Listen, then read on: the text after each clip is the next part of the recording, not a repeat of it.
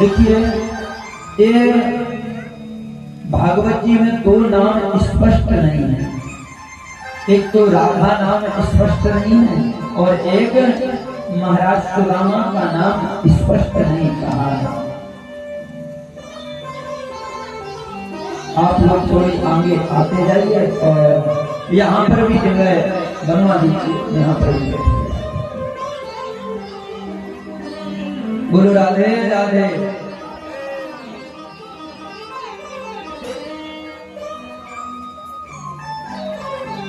एक राधा रानी का जो नाम है यहाँ भागवत जी में स्पष्टीकरण इसका नहीं है। और दूसरा यहाँ पर सुदामा जी का नाम स्पष्ट नहीं है, इनमें विसर्ग लगे हुए हैं। राधा रानी का नाम जो है वो भागवत जी में या तो बधू के नाम से स्पष्ट आया है या फिर श्री के नाम से राधा जी का नाम है। वैसे तो अगर भाव में देखा जाए तो पूरे भागवत राधामय है, लेकिन अगर व्याकरण दृष्टि से देखा जाए तो राधा नाम स्पष्ट नहीं आता है। दूसरा सुदामा जी के लिए यहाँ सर्ग विसर्ग लगे हुए हैं। सुदामा कहते हैं बोले ब्राह्मणों ब्रह्म वित्तवान। वित्तवान कहते हैं हमारा मित्र संग्रह से जो भी कोई मतलब नहीं है, जितना है उतने में संतुष्ट है। दूसरा विरक्त इंद्रिय चातेषु, विरक्त ब्राह्मण है वो और अपने इंद्रियों को वश में रखने वाला जितेंद्रिय है। तो यहाँ पर सुदामा जी को कहा ब्राह्मणों ब्रह्म वित्तवान। वित्त संग्रह से जिसको ज्यादा लेना देना नहीं है, परम जितेंद्रिय है, परम भजनानंदी है और परम वैष्णव है। प्रसन्न आत्मा, हर समय प्रसन्न रहने वाला प्रसन्न आत्मा जितेंद्रिय, अपने ऊपर जितेंद्रिय यानी विजय को प्राप्त किए हुए सभी इंद्रियां सुदामा जी के भाव के साथ हैं।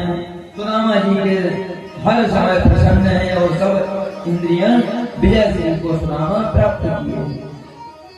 देखिए हमारे अंदर कोई ना कोई तृष्णा जरूर होती है, या तो होती है तृष्णा, या होती है कुतृष्णा, या होती है वृत्तृष्णा। या तो वित्त आने धन का, या होती है कुतृष्णा, सामने वाले का हम अच्छा नहीं ले सकते। हमारा बिगड़ जावे तो कोई बात नहीं, लेकिन पड़ोसी का भी बिगड़े।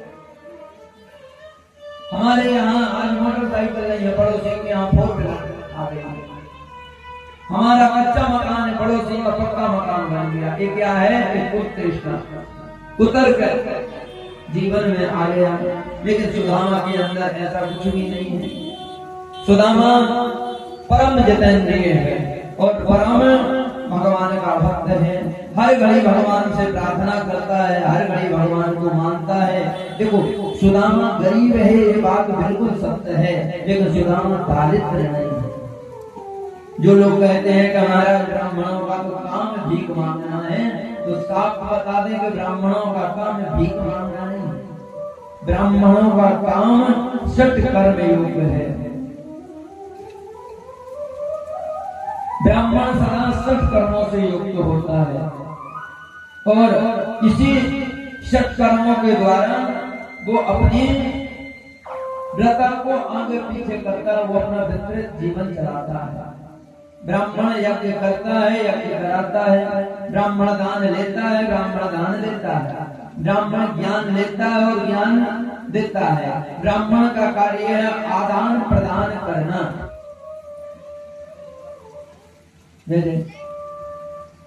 राधे राधे, बोलो राधे राधे। इतने सारे लोग और राधे राधे बोलने में आवाज भी नहीं निकल रही है। जोर लगा के बोलो हाँ, और अंदर वाले भी बोलो, बाहर वाले भी बोलो हाँ। बोलो राधे राधे।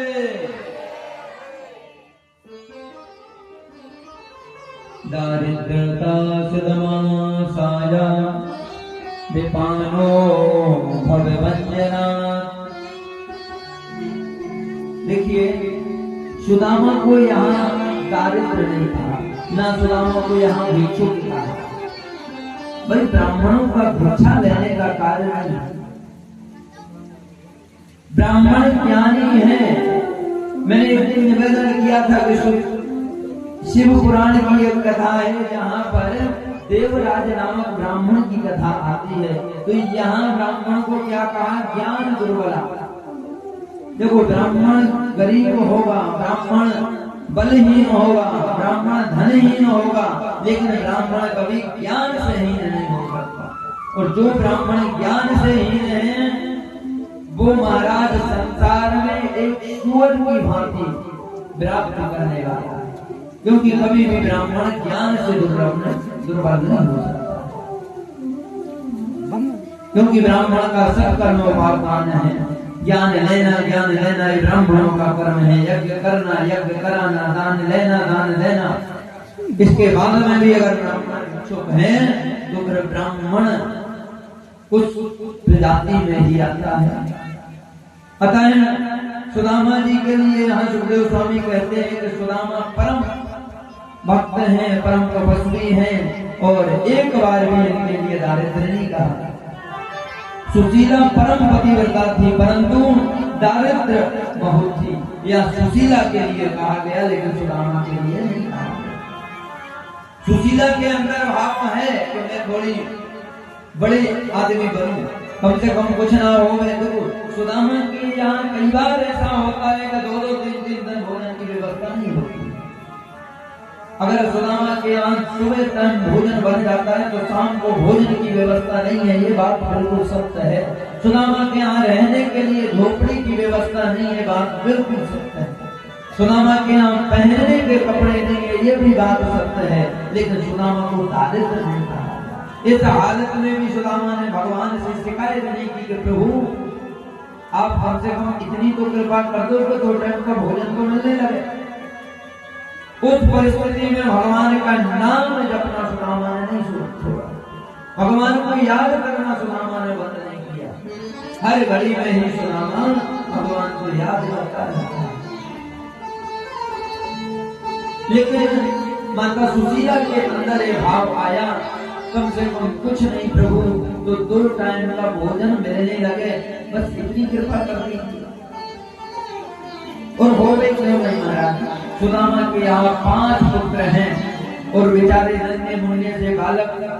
सुदामा तो मंदिर में बैठ के भगवान का भजन करते हैं, सुदामा को तो घर में देखना नहीं है, लेकिन एक वो माँ उसे तो देखना है। कई बार सुदामा के घर में ऐसा होता है, बालक बाहर से आते हैं, माता जी भूख लगी है, अब घर में जब कुछ है ही नहीं है तो माता जी बना क्या दें? तो माता सुशीला चूल्हे पर एक बटरोई रख देती हैं और बटरोई में जल भर देती हैं और उस जल को ढक के चूल्हे पर रख देती हैं। बेटे भोजन बन रहा है, थोड़ी आराम कर लो, भोजन बन जाएगा हम चला। लेकिन पूरी रात बटरोई का पानी उबलता रहता, उसमें भोजन है।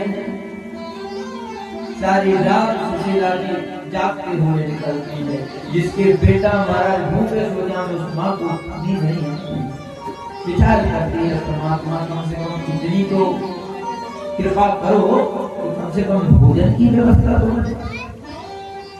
सुशीला जो मन में यह भाव है, सुदामा आते हैं, कुछ मिलता है तो ठीक है, अपने भजन में लगे हुए, कभी भी भगवान से उन्होंने शिकायत नहीं की। एक दिन भगवान माता रुक्मिणी के साथ विराजे, हे देवी एक बार सुदामा को देखो।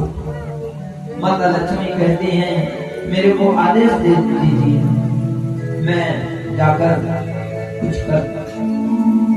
भगवान बोले नहीं, कुछ सुदामा के ऐसे भी कर्म हैं जिसको हमारे सामने ही भोगने दीजिए, क्योंकि जीवन की गाड़ी तो महाराज कर्म प्रधान है।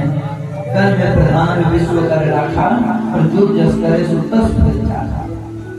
एक बात और स्पष्ट करना चाहता हूँ, सुदामा के लिए भगवान ने श्राप नहीं दिया था कि आप दारिद्र हो जाओ, ये बात कहीं लिखी नहीं है। मैंने आज तक इस बात को नहीं पढ़ा है खोज इसकी बहुत की है, लेकिन आज तक कहीं भी ये स्पष्ट नहीं है कि भगवान ने सुदामा जी के लिए श्राप दिया कि आप दारिद्र हो जाओ। और ना भगवान के द्वारपालों ने सुदामा जी को धक्का मार के निकाला। ये भी बात सिर्फ भजन में है, स्पष्ट शास्त्रों पुराणों में नहीं है। क्योंकि भगवान के यहाँ दरवाजे पर कभी ब्राह्मणों का, संतों का, गाय का अपमान भगवान स्वीकार नहीं करते हैं। भगवान के अंतःपुर तक ब्राह्मण जाते हैं, कोई रोक टोक नहीं है ब्राह्मणों के लिए, क्योंकि ब्राह्मण तो भगवान कहते हैं हमारे मुकुट मोर है। तो ये बात भगवान जाने कहां से आई। एक कथा जरूर आती है कि उज्जैन में रहने वाली एक भिक्षुक माता है, उसको कहीं से चना मिले और उन चना को लेकर उसने पोटली बांधकर अपने घर ले जाने लगी। तो किसी डाके चोर ने वो तो पोटली जो थी वो छुड़ा ली और हाथ से भागने लगा। तो उस अम्मा ने उस चनों में श्रापित कर दिया कि जो भी इन चनों को खाएगा वो हमारे ही समान भिक्षुक दारिद्र हो जाएगा। तो वो जो चने थे वो एक अम्मा ने जो उज्जैन में रहती थी भिक्षुक थी, उसने वो चने का श्राप दिया। भगवान कन्हैया ने श्राप नहीं दिया। अरे भगवान क्यों श्राप देंगे, वो तो करुणा निधान है। और इतनी सी बात पर तो भगवान सुदामा जी ने उनको चने नहीं दिए और भगवान ने ऐसा कठोर दंड दिया, किस मूर्खता की ये बात है। दूसरा, जब उस चोर ने उस चने को खोल के देखा तो उसमें धन था ही नहीं, चने थे थोड़े बहुत। तो वो पोटली वहीं पर छोड़ दिया जहां पर सांदीपनी गुरु जी का आश्रम था। दरवाजे के सामने वो चनों को गुरु माता ने पाया और जाके ठाठ में लगा दिया। माताओं का नियम होता है कि कुछ का सामान मिलेगा तो वो घर में कहीं भी पहुंच देती हैं। तो माता गुरु माँ ने भी वो लिया और वो ठाठ में लगाया। एक बार भगवान और सुदामा जी जंगल में सविता लेने के लिए गए तो माता को कुछ तो मिला नहीं, तो वही चने दे दिए कि बेटा ये खा लेना। सुदामा जी बड़े ज्योतिषाचार, बड़े जानकार विद्वान थे। सुदामा जी ने जैसे ही उन कंदलों को देखा तो समझ गए कि ये श्रापित चने। लेकिन सुदामा जी को लगा कि अगर मैं फेंक दूं बाहर तो कोई ना कोई इन चनों को खाएगा, वो भी दारिद्र को प्राप्त हो जाएगा। और इनमें से अगर मैं द्वारिकाधीश को चना ये खिला दूं तो द्वारिकाधीश का राजा बनने वाला है मेरा कन्हैया, वो फिर दारिद्र हो जाएगा। सुदामा जी के मन में भाव आया कि मैं अगर दारिद्र हो जाऊंगा तो मेरा कन्हैया मुझे संभाल लेगा, लेकिन मेरा अगर कन्हैया दारिद्र बन गया तो इसे कौन संभालेगा। तो वो जितने भी चने थे वो सब के सब सुदामा ने खुद खा लिए। लेकिन सुनो, सुदामा ने जब उस चनों को खाया उसी समय भगवान सुदामा की इस बात को समझ गए। सुदामा के लिए भगवान ने ही वरदान दिया कि सुदामा तुम गरीब जरूर बनोगे, तुम दारिद्रता को प्राप्त जरूर करोगे, लेकिन मैं तुम्हें वचन देता हूँ कि हमारे जैसे ही तुम्हारे लिए धन धान्य से युक्त बना देंगे। जिस प्रकार हम द्वारिका के राजा बनेंगे तो हमसे कम सुदामा तुम्हें भी नहीं रहोगे, कहीं ना कहीं तुम्हें भी हमारे ही समान फल वैभव के अधिकारी होंगे। तो एक कथा तो है शास्त्रों में, लेकिन महाराज भगवान ने श्राप दिया सुदामा को। एक कथा कहीं नहीं है, कपोल कल्पना वाली कथा है, मनमानी कथा है। भगवान जाने इसने कहाँ पे लिखी और ये कहाँ पर बताई है। सुदामा अति गरीब है, लेकिन कभी भगवान से कोई शिकायत नहीं है। कोई कहता भाई सुदामा, सुदामा कहता जितना मैं प्रसन्न हूँ, जितना मैं सुखी महसूस करता हूँ उतना और कुछ कर नहीं सकता। सुदामा 5 घर जाता है मांगने, 5 घर में जाता है प्रतिदिन शुरू से वृत्ति करने। 5 घर में अगर अन्न मिल गए तो ठीक है, ना खेतों में जो सिला गिर जाता है, दुकान अन्न की दुकानों के सामने जो अन्न गिर जाता है और दुकानें बंद होने के बाद सुदामा जाता है तो वो अन्न चुन्न बीन के लाता है और उससे अपना ग्रह पाल चलाता है। 5 घर जाएगा सुदामा, लेकिन कहेगा नहीं कि मेरे को भिक्षा दे, मेरे को सीधा दे दो, मांगेगा नहीं। जितने में कहा जाता है कि एक गाय को धोया जाता है, एक गाय को लगाया जाता है, उतने समय तक तुम्हारे दरवाजे पर तुम्हारे दरवाजे से कुछ तुम्हारे पास से सुदामा को दे दिया, नहीं दिया तब भी वो आशीर्वाद देकर आगे चला जाएगा। 5 घर में अगर कुछ मिल गया तो सुदामा ले आया, 5 घर अगर सुदामा को कुछ नहीं मिला तो सुदामा बेचारा वापस आ गया। इस प्रकार से अपना जीवन। एक दिन द्वारिकाधीश ने कहा, देखो मेरे सुदामा को, आज तक इसने एक बार भी मेरे से नहीं कहा कि हे द्वारिका के नाथ, कभी मेरे पर भी दृष्टि डालो, कभी मेरे को भी देखो, क्या मेरे पर तुम्हारी दृष्टि जाती नहीं? कभी आज तक इसने शिकायत नहीं की कि भगवान हमारे पास खाने की व्यवस्था नहीं है, आप हमसे कम कृपा करिए।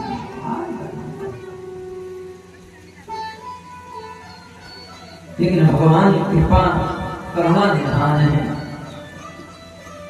भगवान ने एक संत का भेष रखा और सुदामा जी की नगरी में आए और सुदामा के घर पर आकर बोले, देवी भिक्षाम देहि। माता सुशीला बाहर आई। सुशीला ने देखा कि संत महाराज, संत को प्रणाम करके सुशीला बोली, सरकार हमारे घर में तो सूतक लगा है, हमारे घर में महाराज सूतक काल चल रहा है, हमारे घर में तो महाराज इतना ज्यादा कोई अभी भोजन की व्यवस्था भी नहीं है कि हम आपको भोजन करा सकते हैं। यम ही परम लाभम पुत्रम श्लोक दर्शन। भगवान आपने हम पर कृपा करी और आज हमारे घर में आप पधारे सरकार, लेकिन हमारे घर में सूतक लगा है।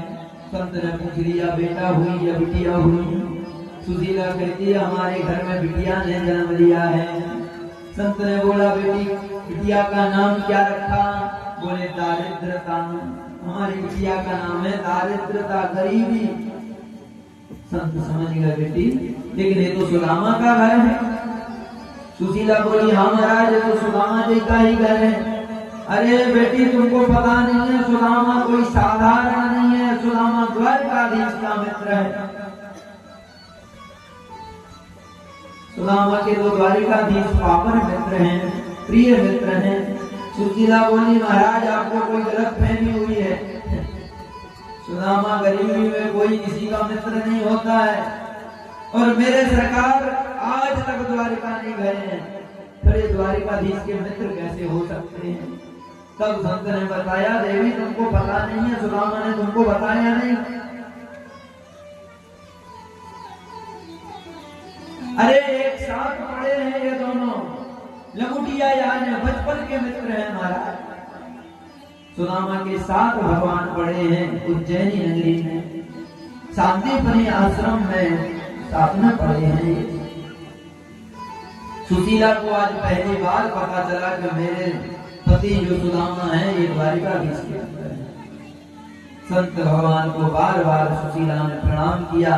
संत भगवान की रूप बनाकर आए थे तो भगवान तो वहां से चले गए। रात्रि वेला में सुदामा जी आए। सुदामा जी जैसे ही बैठे, सुदामा जी से माता सुशीला ने कहा, महाराज एक बात पूछूं, आप सत्य सत्य बताना। सुदामा बोला, देवी आप संदेह की बात क्यों करती हो, बताइए क्या बात है। सुशीला कहने लगी, महाराज मैंने सुना है कि आपके जो मित्र हैं वो द्वारिकाधीश हैं। आज सुदामा का मन जो था प्रफुल्लित हो गया है। देवी धन्य है आप, जिसके जीवन में आप जैसी अर्धांगिनी हो गए उसका जीवन धन्य हो जाता है। देवी जो परमात्मा को याद दिलाते हैं। हे देवी आपने हम पर बड़ी कृपा करी, जो हमारा मित्र ही नहीं वो लंगोटिया यार है। अरे देवी हम लोग साथ में पढ़े हैं, और तो और देवी क्या बताऊं, अगर मैं कोई पाठ गुरुकुल में भूल जाता हूँ तो मेरे को देख के मेरा कन्हैया भी पाठ को भूल जाता था। गुरु जी ने अगर मेरे को दंड दिया है तो साथ में द्वारिकाधीश भी दंड के अधिकारी हैं। हम लोग एक पल भी विद्यालय में एक दूसरे के बगैर नहीं रहे थे। ऐसे रमुकिया याद रहे हमको। हे देवी, आज भली आपने कृपा करी जो हमारे लिए हमारे मित्र की याद दिलाई। सुशीला बोली, कभी मिलने का मन नहीं होता आपका? आप कभी तो मन हुआ होगा कि आपके मित्र से आप मिल लो। सुदामा बोले, देवी क्या मिलना उनसे? अरे भाई, वो अपने द्वारिका का राजा है और हम अपने कुटिया के राजा हैं। याद ही तो करना है। हम अपने यहाँ से उसको याद करते रहते हैं और वो वहाँ हमको याद करता रहता है। बस देवी, कहीं नहीं जाना। सुशीला बोली, नहीं नहीं, आपको जाना चाहिए। अरे भाई, तुम्हारे मित्र हैं, आप कम से कम मिलने तो जाइए। सुशीला के मन में भाव है कि अगर सुदामा जी मित्र से मिलने जाएंगे तो कम से कम एक गरीबी तो दूर होगी, लेकिन सुदामा के अंदर ये भाव नहीं है। सुदामा बोला, देवी भजन कहीं से करना, मित्र को याद कहीं से करना, इससे अच्छा मैं यही मित्र को याद करता रहता हूँ। सुशीला बोली, नहीं नहीं नहीं, आप कम से कम जाने की तैयारी कीजिए। सुदामा बोला, देवी आपको तो पता ही है कि कहीं भी आप मिलने जुलने के लिए जाओ तो कभी खाली हाथ नहीं जाना चाहिए। कुछ जगह ऐसी होती है। और देखो, मित्र के यहाँ, राजा के यहाँ, भगवान के मंदिर में, भगवान के सत्संग में, गुरु के यहाँ और कहीं भी रिश्तेदारी में जाओ तो खाली हाथ नहीं जाना चाहिए। नियम है तो कुछ ना कुछ लेकर जाना चाहिए, बलि पत्रम पुष्पम, कुछ भी। लेकिन हे देवी, हमारे पास तो ऐसा कुछ है भी नहीं है कि हम कुछ ले जाएं द्वारकाधीश। सुशीला बोले, कोई बात नहीं महाराज, आप जाने की तैयारी करो और हम कुछ ले जाने की तैयारी बनाते हैं। सुशीला 5 घर गई है महाराज और 5 मुट्ठी तंदुल उधार मांग के लाई है।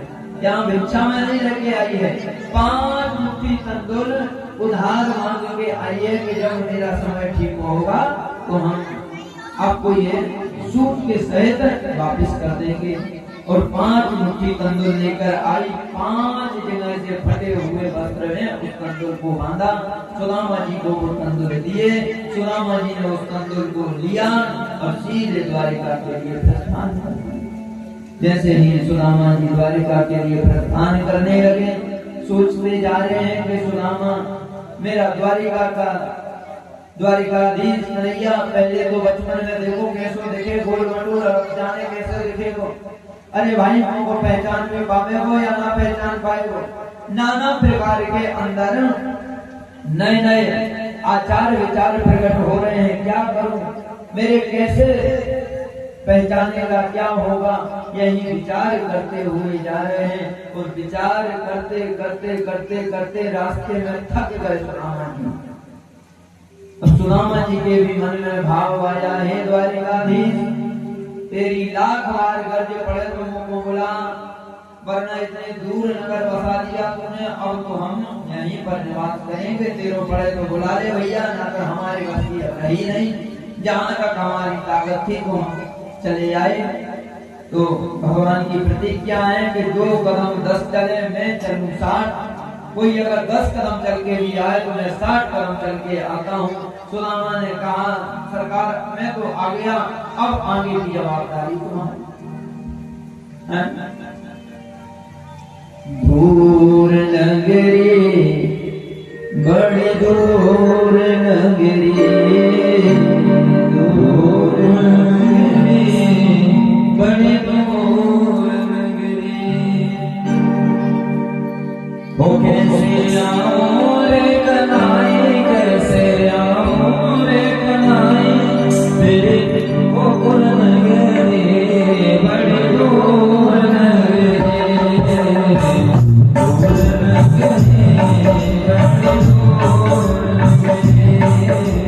वो कैसे आओ रे कनाई, कैसे आओ रे कनाई, तेरी गोकुल नगरी, बड़ी दूर नगरी, दूर नगरी, बड़ी दूर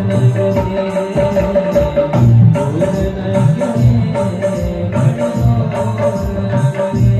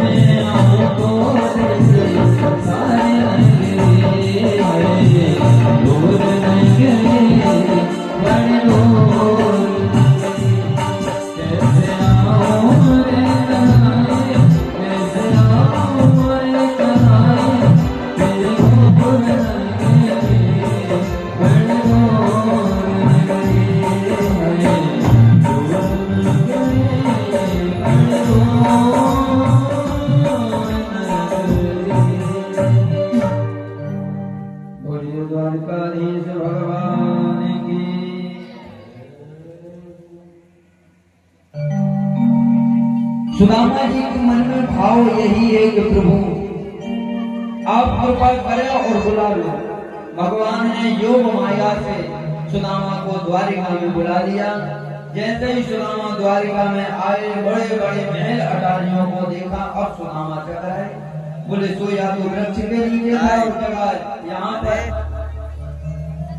लेकिन हो सकता है रात्रि का समय था, दिन हो गया, ये देख नहीं पाया और माया को भगवान की सुदामा समझा नहीं। सुदामा पूछ रहा है भैया यहाँ पर द्वारिकाधीश का महल कौन था? तब वहाँ के लोगों ने बताया पंडित जी लगता है पहली बार आए हो आप यहाँ। बोले हाँ भाई पहली बार आया हूँ। किससे मिलना है? बोले हमारा बचपन का मित्र है कन्हैया। अब महाराज वहाँ कन्हैया को जाने नहीं।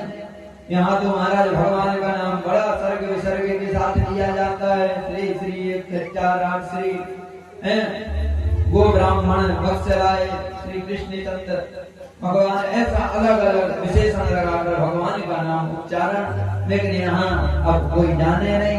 तब बताया हमारा मित्र मथुरा का है, हमारे 4 दिन पड़े थे उज्जैनी में। तब धीरे धीरे लोगों ने समझा। अरे बोले महाराज वो तो यहाँ के राजा हैं, यहाँ कन्हैया नाम के उनको कुछ कोई नहीं जानता है, यहाँ तो उनको द्वारिकाधीश के नाम से सब जानते हैं।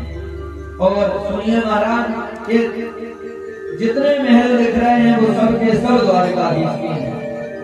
यहाँ जितने महल सब द्वारिकाधीश के। ये रास्ता दिख रहा है, ये रास्ता सीधे महल के अंदर जाना है महाराज, इसी रास्ता पे चले। सुदामा सीधे सीधे चले आए और सीधे महल के गेट पर पहुंचे। भगवान के द्वार वालों ने सुदामा जी का बड़ा सम्मान किया, बड़ा बैठाया। सुदामा जी से पूछा है मित्रदेव कहाँ से आए? तब सुदामा जी ने बताया मैं फलानी नगरी से आया हूँ, मेरा कन्हैया मित्र हैं, मेरे सुदाम जो द्वारिकाधीश हैं वो बचपन के मित्र हैं।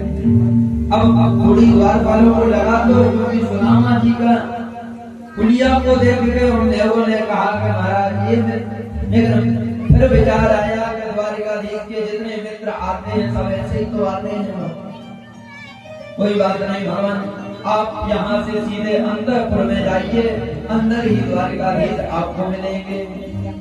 सुदामा बोले महाराज ऐसे नहीं जाना है, आप जाइए और वहाँ पर भगवान कृष्ण को द्वारिकाधीश को बताइए कि उनका मित्र सुदामा उनसे मिलने की इच्छा रखता है।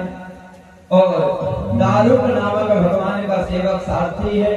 दारुक को जब सुदामा जी ने बताया तो दारुक सीधे अंतःपुर में महल के अंदर आए।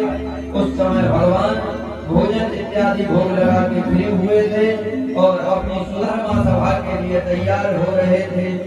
अलग अलग 8 प्रकार की 8 प्राणियां अलग अलग भगवान के आभूषण लिए खड़ी हैं। कोई थाल में महाराज पादुका सजाए हैं, कोई मुकुट सजाया है, कोई पीताम्बरी सजाया है, कोई भगवान को जल लिए है। इस प्रकार से 8 प्रकार की रानियां 8 प्रकार का भगवान का श्रृंगार लिए हैं। इतने में दारुक पहुंच गया सुदामा जी का संदेश लेके। जैसे संदेश लेकर पहुंचा द्वारिकाधीश के यहाँ, द्वारिकाधीश को प्रणाम किया। महाराज आपके चरणों में इस दास का बार बार प्रणाम स्वीकार हो गए। और जाते ही भगवान के लिए सुदामा जी का आने का परिचय बताया।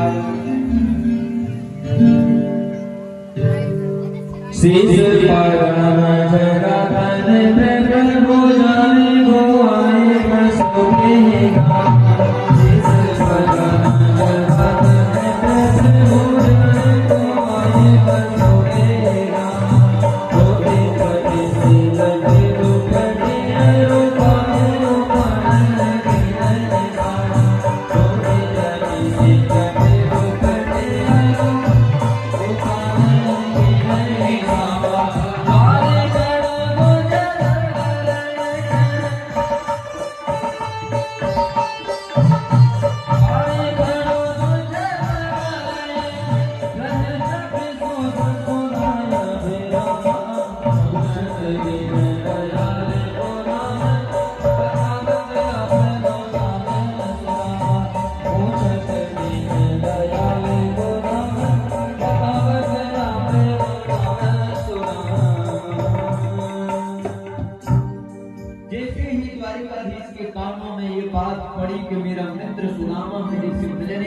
है तो भगवान बेहाल दशा बनाकर वहां से सीधे भागे, चरणों में पादुका नहीं, ऐसे पे मुकुट नहीं, वस्त्र आभूषण नहीं, और ऐसे बेहाल होकर भगवान सुदामा अपने मित्र से मिलने के लिए पहुंचे।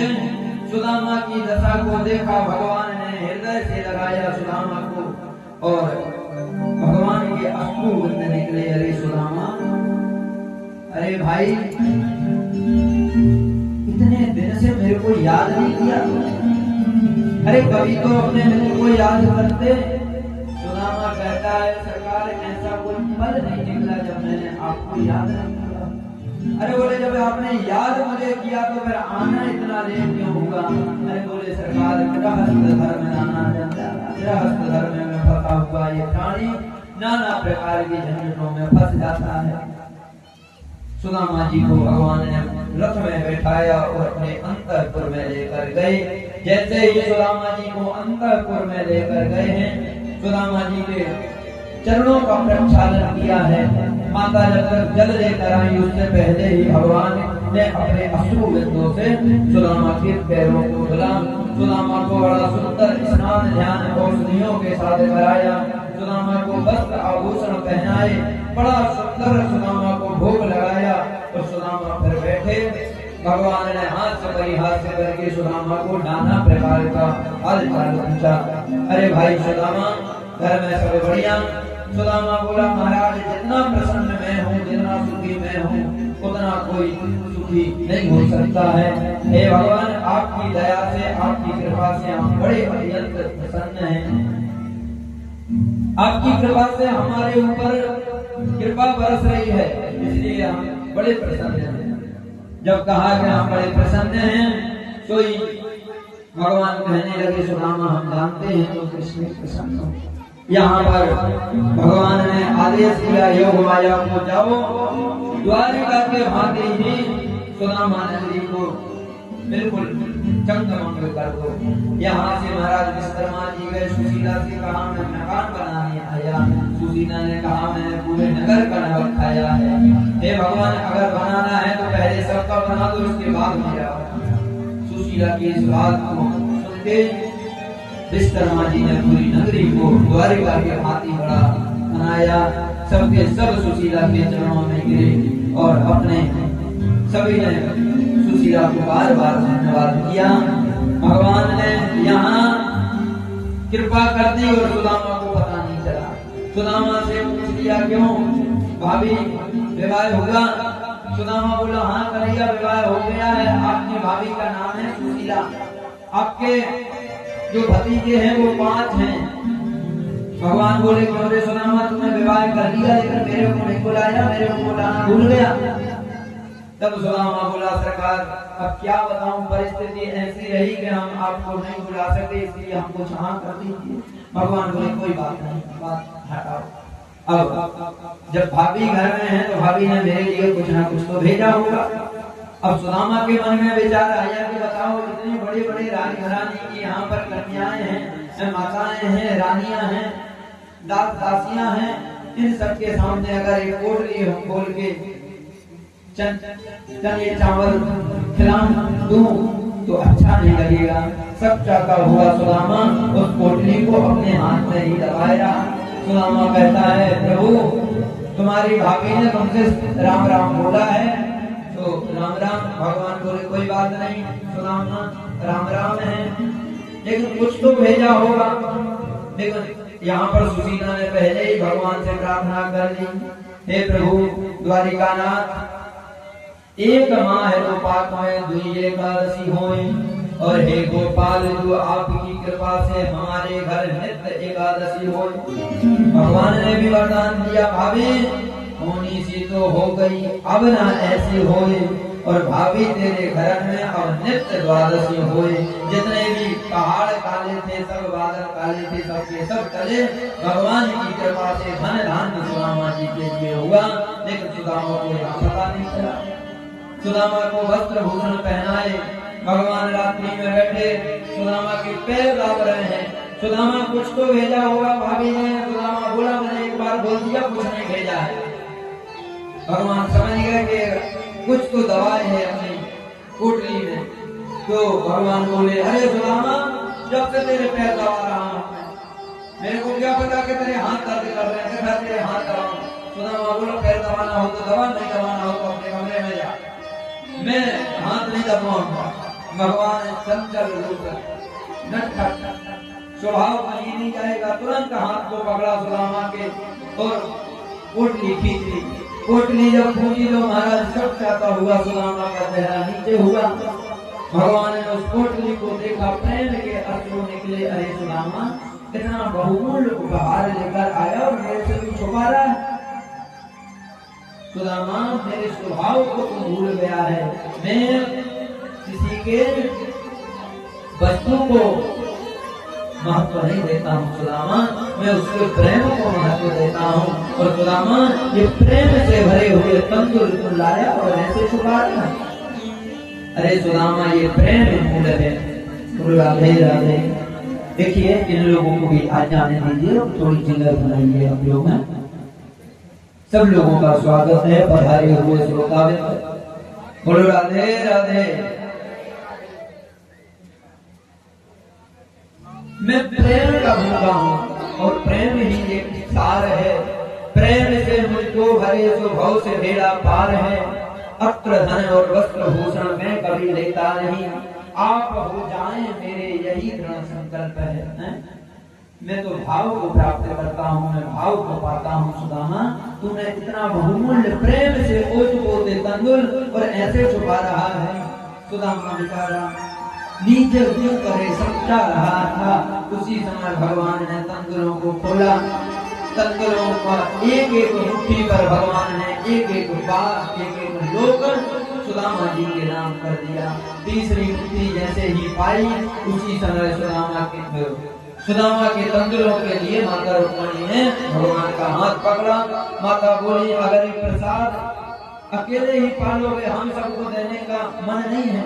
तो वो तंदुर और नारायणियों ने लिया, सब में वो प्रसाद के रूप में बढ़ गया। सुदामा रात्रि विश्राम हुआ, प्रातः काल वेला हुआ। सुदामा बोला, हे कन्हैया, अब मैं अपने घर जाना चाहता हूँ। बताओ, रात्रि विश्राम हुआ, दूसरे दिन बोले मैं अपना घर जाना चाहता हूँ। तो भगवान ने एक बार भी नहीं कहा सुदामा से कि सुदामा, इतने दिन में आए हो, पैदल आना हुआ, थक गए होगे, कोई बात नहीं, रुक लो, फिर चले जाना या मैं भेज दूंगा। भाई भगवान के यहाँ कोई सी कमी थी। भगवान चाहते तो अपना मित्र था, सुदामा के लिए रथ पर ही भगवान भेज देते, लेकिन सुदामा से एक बार भी भगवान ने नहीं कहा कि रुक जाइए या मैं भिजवा दूंगा, कुछ नहीं कहा। सुदामा बोला, सरकार मेरे को जाना है। भगवान भी बोले, कोई बात नहीं सुदामा, जाना है तो चले जाओ।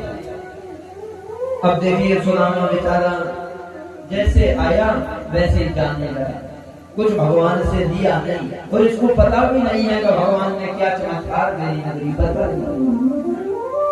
जैसे ही सुदामा जी जाने को तैयार हुए, उसी समय द्वारिकाधीश ने रोक लिया। अरे सुदामा, अरे याद कर लो, कोई चीज भूल रहे हो। सुदामा बोला, क्या भूल रहा हूँ, मैं कुछ लाया ही नहीं था, तो भूल क्या रहा, जो जैसा आया था वैसे जा रहे हैं। सुदामा, अभी भी याद कर लो, कुछ भूल रहे हो। सुदामा बोले, क्या भूल रहे हैं, तू भी अपनी आदतों से बांध नहीं आएगा, क्या भूल रहा हूँ, कुछ नहीं भूल रहा हूँ। अरे सुदामा, ये जो वस्त्र पहन के जा रहे हो, ये मैंने दिए थे तुमको। ये जो नए वस्त्र पहने हो ना तुम, राजसी वस्त्र है, ये मैंने दिए। अरे कम से कम मेरे वस्त्र यहाँ छोड़ के जाओ, और जो पहन के आए थे वो अपने पहन के जाओ। सुदामा को लगा इसकी कंजूसी नहीं गई है, जैसा कंजूस था वैसे ही है, कम से कम वस्त्र भी वापस कर दिए थे। अब माता रुक्मणी भगवान से कहते हैं कि रूप क्या कर रहे हो तुम, तुम्हारा इतना प्रिय मित्र आया, बताओ मेरे और तुम्हारे वस्त्र पहन जाएगा, क्या करना जाएगा। तब भगवान कहते हैं, देवी मेरा ये मित्र है, मेरा ये मित्र ही नहीं, मेरे ये प्राण है, मेरे ऐसे भक्त मेरा गौरव होते हैं। देवी देखो, यहाँ जो भी आता है वो यात्रा लेकर आता है, और मैं उसे संतुष्ट करके भेजता हूँ। द्वारिका के वासियों ने सुदामा को देखा है, जब सुदामा आया था अगर ये नए वस्त्र पहन के जाएगा ना तो द्वारिका के लोगों को लगेगा कि अन्य ब्राह्मणों के भांति ये भी यात्रा करने आया था और आज सुदामा पर भगवान ने कृपा कर दी, इसलिए ये जा रहा है। इसलिए हे देवी, मैं अपने मित्र का सम्मान उठाना चाहता हूँ, कोई भी मेरे मित्र पर उंगली न उठाए। मैं चाहता हूँ कि मेरा मित्र सदा गौरवशाली ही रहे। देवी, ये जैसा मेरा मित्र आया है वैसा ही यहाँ से जाएगा। और सुदामा के मन में भी कोई भाव नहीं आया कि बताओ इतना बड़ा आदमी हो गए मेरे को वस्त्र नहीं दिया। सुदामा कहता अच्छा ही हुआ, अगर मेरे को ये नया वस्त्र दे देता तो मेरी कामनाएं निकलने लगती। अभी कम से कम मेरे पास जो वस्त्र है ना, कुछ कामना नहीं है कि मेरे को कोई बड़ा वस्त्र हो। सुदामा कहता मैं अगर नया वस्त्र पहनता ये फट जाते, मन में फिर कामना होती कि नया वस्त्र चाहिए। इसलिए कोई बात नहीं है द्वारिकानाथ, तुमने बड़ी हम पर कृपा की कि हमारे फटे वस्त्र दिए। प्रभु आज हम फटे वस्त्रों में कोई दिक्कत नहीं है। और सुदामा प्रसन्न होकर भगवान को बार बार धन्यवाद करते हुए दिख रहा। देखो सुदामा के आंखों से आंसू नहीं गिरे, एक बार भी सुदामा रोया नहीं है।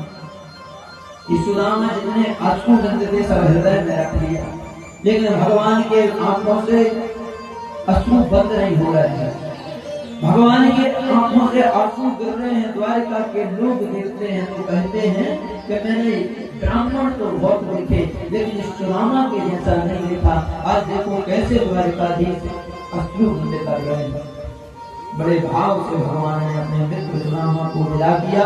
सुदामा ने जाकर सुदामा नगरी में जैसे ही पहुंचे हैं तो सुदामा अपनी नगरी को देख के ही अचंभित रह गए। सुदामा ने जैसे ही देखा मन में विचार करने लगे, क्योंकि सुदामा की नगरी तो टूटी फूटी नगरी थी।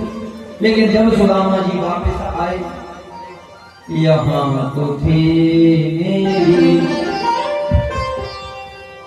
टूटी टपरिया कंचन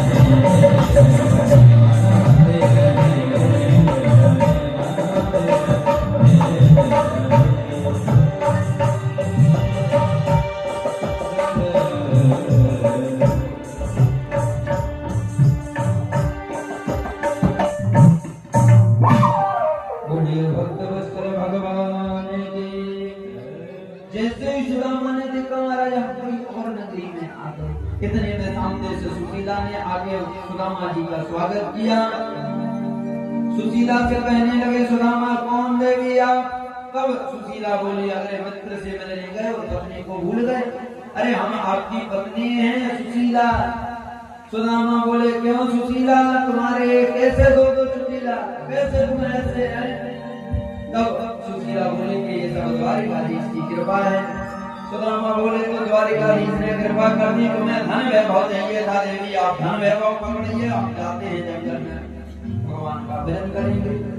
जैसे ही सुदामा जाने लगे भजन के लिए, तब द्वारिकाधीश प्रकट हुए। सुदामा कहाँ जा रहे हो? सुदामा बोला, प्रभु अगर इस संसार में फंस जाऊंगा तो आपका भजन छूट जाएगा, इसलिए हे नाथ हमें कुछ नहीं चाहिए है, हम जाते हैं भजन में बैठे के।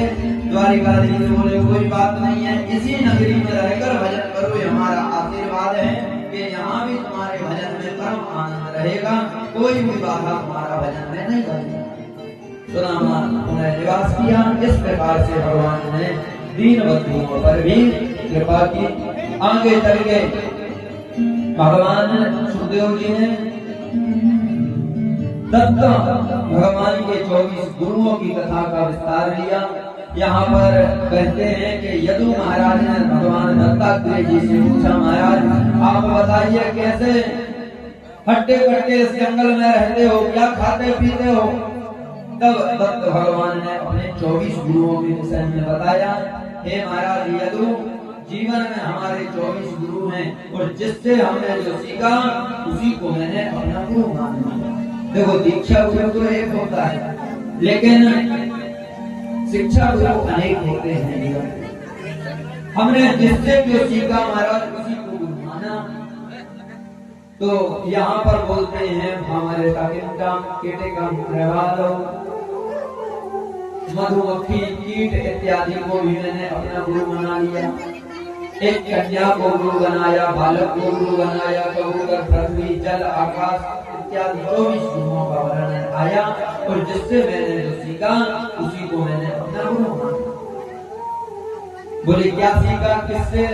तब बताया कि मधुमक्खी से मैंने सीखा कि मधुमक्खी संग्रह करती है, शहद इकट्ठा करती है और कोई और आता है तो उसका शहद तोड़ कर ले जाता है। इसलिए संत को भी सब संग्रह से दूर रहना चाहिए। अपने जीवन में संत को संग्रह नहीं करना चाहिए। जहाँ रात हो जावे वहीं विश्राम, जो मिल जावे वो खावे और बस भगवान का गुण अनुवाद गावे। मैंने अजगर को गुरु बनाया। अजगर से क्या सीखा? बोले अजगर करे न चाकरी, भक्ति करे न काज, दास मलूका यूं कहे सबके दातारा। अजगर ज्यादा मेहनत नहीं करता है, एक जगह बैठ जाता है और जो उसके मुख में आता है उसे खाता है और फिर आराम करवाता है। संत को भी अजगर के भांति ही रहना चाहिए, जो मिल जावे तो खा लिया, बाकी भजन में लगे हैं, कोई संसार से कोई बंधन नहीं। बोले आकाश से क्या सीखा? बोले आकाश से समदर्शा सीखी। आकाश इतना बड़ा, लेकिन बारिश जब होती है तो कहीं ज्यादा कहीं कम नहीं होती, एक समान बारिश करता है। इसी प्रकार संत की कृपा भी संत को माला पहनाने वाले पर भी होनी चाहिए और माला संत को गाली देने वाला, अपमान करने वाले पर भी होनी चाहिए। दोनों ही पर संत कृपा करते हैं, कोई भी शत्रु नहीं है, कोई भी उनका मित्र नहीं। पृथ्वी को गुरु बनाया और पृथ्वी से सहनशीलता मैंने सीखी। संत को भी पृथ्वी के भांति सहनशीलता वाला होना चाहिए। मैंने अपने जीवन में गणिका को भी गुरु बनाया। महाराज गणिका से क्या सीखा? बोली गणिका से सीखा, एक गणिका दिन में आई और अपने ग्राहक का राह देखने लगी, लेकिन संध्या काल हुआ, कोई भी ग्राहक नहीं आया। गणिका के अंदर वैराग्य आ गया। सोचने लगी कि जितनी मैंने मिट्टी के पुतलों को याद की है, रास्ता देखा है, उतना अगर मैं परमात्मा का रास्ता देखती तो हो सकता है वो परमात्मा की प्राप्ति हो जाती। इस प्रकार से 24 गुरुओं का वर्णन आया।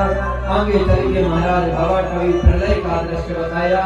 एक बार सत्यव्रत राजा की कामना के लिए भगवान ने मोक्ष रूप लिया और मोक्ष रूप लेकर सत्यव्रत राजा को उपदेश किया, महाराज आगे चलकर प्रलय आने वाला है, इसी को मार्कंडेय पुराण कहते हैं।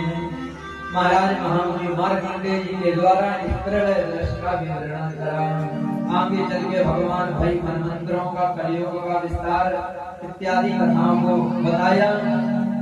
अब भगवान ने यदुवंशियों के संहार की कथा का विस्तार किया।